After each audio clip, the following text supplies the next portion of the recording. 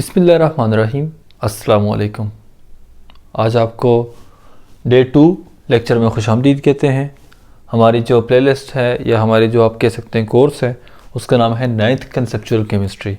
ठीक है, आपको मैं ये बताता चलूँ कि अगर आपने मेरा डे 1 का लेक्चर देखा है, उसके बाद ही लेक्चर देखा और उसमें जो चीज़ें मैंने आपको होमवर्क दी थी, अगर वो आपको याद हैं तो आप इस लेक्चर को जो है वो अटेंड कर सकते हैं।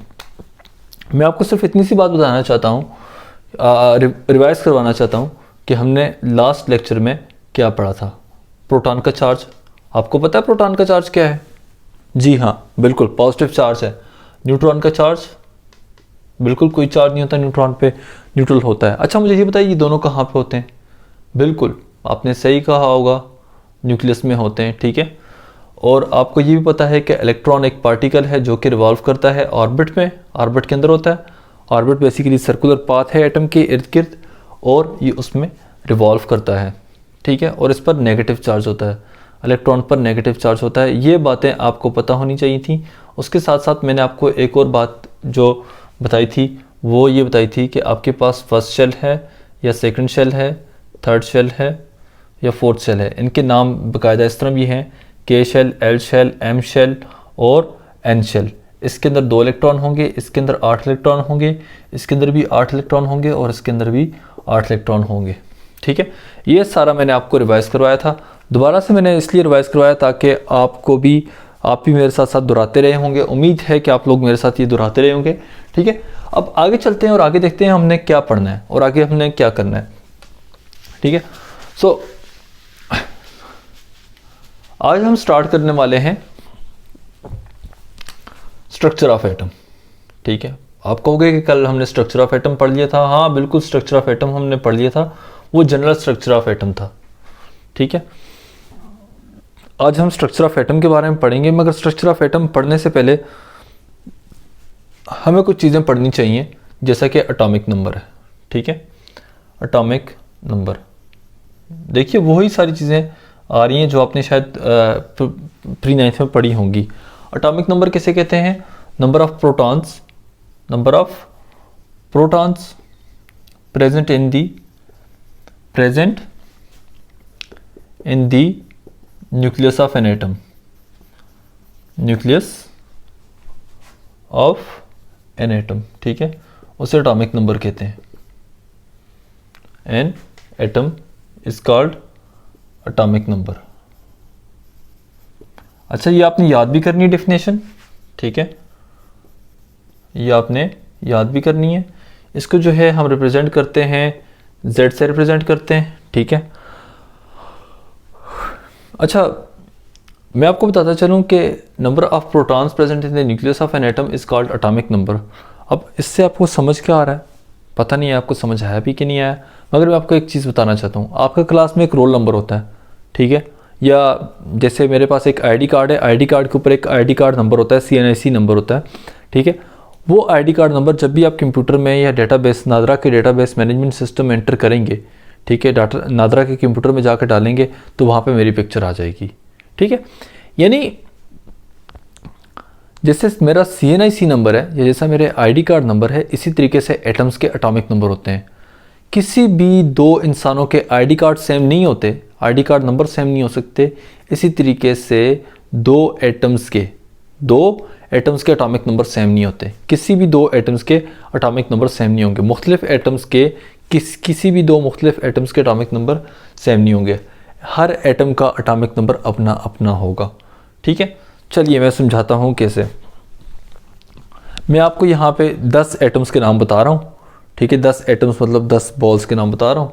ठीक है, और 10 बॉल्स मैं इसलिए कह रहा हूँ क्योंकि मैंने कहा है कि ये जो कायनात है छोटी छोटी बॉल्स से मिलकर बनी है। तो उन 10 बॉल्स के मैं आपको नाम बता रहा हूँ और उन 10 बॉल्स के अंदर आप देखिएगा कि एटॉमिक नंबर उनका क्या है। ठीक है, उनका एटॉमिक नंबर भी आप देखिएगा। और सबसे पहले हम डिस्कस करेंगे 1 2 3 4 5 6 7 8 9 तक हो गए। चले, हाइड्रोजन सबसे पहले क्या है? हाइड्रोजन। सिंबल इसकी है H, ये आपने याद रखना है। हाइड्रोजन और सिंबल इसकी H है। ठीक है, ये टेबल बहुत इंपॉर्टेंट है, आपने याद कर लेना है। वैसे तो आप कहोगे कि सर पीरियोडिक टेबल तो हमें दिया जाता है तो हमें ये याद करने की ज़रूरत क्यों है। मैं आपको बड़ी इंपॉर्टेंट बात बताऊंगा, अगर आप इसको याद कर लेंगे आपके लिए बड़ी आसानी होगी। ठीक है, मैंने आपको बहुत सी यूज़लेस चीज़ें याद नहीं करवानी, जो भी चीज़ याद कराऊंगा इससे आपका टाइम बहुत बचेगा। ठीक है, इससे आपका टाइम बहुत बचेगा, आप इसको याद कर लें। हाइड्रोजन H है, हीलियम। अच्छा, एटॉमिक नंबर क्या है इसका, ये इसकी सिंबल हो जाएगी। मैं इसको थोड़ा सा ऐसे लिखता हूँ, सिंबल है, ये इसका नेम है, एलिमेंट का नेम है, एटम का नेम है, सिंबल है, और उसके बाद इसका एटॉमिक नंबर Z है। ठीक है, इसका एटॉमिक नंबर भी 1 है। ठीक है, बल्कि आप ऐसा करें ना, इनका एटॉमिक नंबर ये कर लें, Z कर लें। ठीक है, यहाँ पे प्रोटॉन्स कुछ हो करते हैं तो इसके अंदर 1 प्रोटॉन होगा। ठीक है, एटॉमिक नंबर 1 तो प्रोटॉन भी उतनी होंगे, ये बात आपने याद रख लेनी है। हीलियम है, सिंबल He है, 2 प्रोटॉन होंगे। लिथियम है, लिथियम Li और 3 होंगे। अच्छा, बेरिलियम, बेरिलियम, बेरिलियम Be होगा और इसके 4 हैं। बोरान का 5, बोरान का सिंबल है B और ये 5 हो गए। कार्बन का 6 हो गया, और सॉरी कार्बन का C होता है और सिंबल, और यहाँ पे आ जाएगा 6 इसके प्रोटॉन हो जाएंगे। नाइट्रोजन के 7 प्रोटॉन होंगे और 7 इसका एटॉमिक नंबर भी होगा। ठीक है, और N इसका सिंबल है। ऑक्सीजन का O है और 8 आ जाएगा, और ऑक्सीजन फ्लोरीन FLOURINE,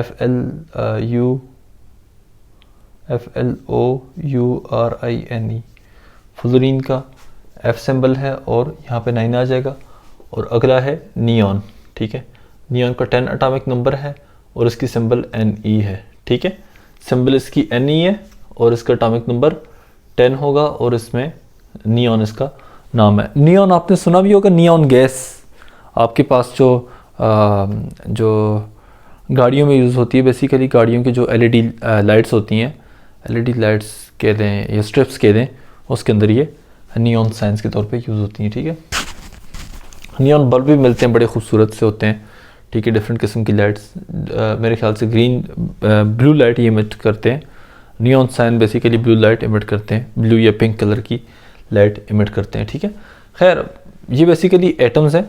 इन एटम्स के नाम आपने याद रखने हैं। ये सिर्फ 10 एटम्स हैं, आपने 10 एटम्स के नाम याद रखने हैं, इनके सिंबल्स याद करने हैं, और इनके जो एटॉमिक नंबर है ये याद करने हैं। यानी ये आपका डे 2 का होमवर्क हो जाएगा, डे 2 का होमवर्क। अगर आप इस होमवर्क को कर लें, ठीक है, तो इसके बाद क्या होगा, ये डे 2 का आपका होमवर्क है, ये आपने सारे के सारे याद करने हैं। और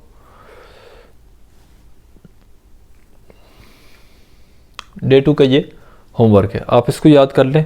उसके बाद डे 3 पे आपसे मुलाकात होती है। थैंक यू सो मच, अल्लाह हाफिज़।